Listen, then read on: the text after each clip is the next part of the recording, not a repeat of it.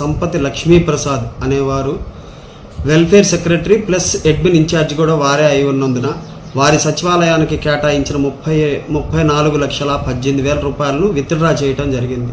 ఈరోజు ఉదయము మేము పెన్షన్లు బట్వాడా విషయమై అన్ని వార్డులు పరిశీలిస్తూ ఉండగా దాచేపల్లి 3 పరిధిలో గల 9వ వార్డు దగ్గరికి వెళ్ళగా అక్కడ పింఛన్దారులు నిలబడి ఉండగా ఏందమ్మా ఇంకా ఇక్కడే ఉన్నారని అడగా ఆ పెన్షన్లు పంపిణీ చేసే సిబ్బంది ఇంకా రాలేదని తెలిపి ఉన్నారు. ఆ విషయమై వెంటనే వారికి ఫోన్ చేయగా వారు ఫోన్ స్విచ్ ఆఫ్ చేసి ఉన్నారని తెలిసింది. ఆ ఫోన్ స్విచ్ ఆఫ్ చేసినందువలన వారు పిడుగురాళ్ళలో నివాసం ఉండటం వలన మా సిబ్బందిని పిడుగురాళ్ళకు పంపించడం జరిగినది. పిడుగురాళ్ళ పంపించి వారి ఇంటి వద్దకు పోక వారు లేరని గుర్తించాం. దానిపై వెంటనే మేము స్పందించి అతనిపై తగు చర్యలు తీసుకునవలసిందిగా పోలీసు వారికి ఫిర్యాదు చేసి ఉన్నాం.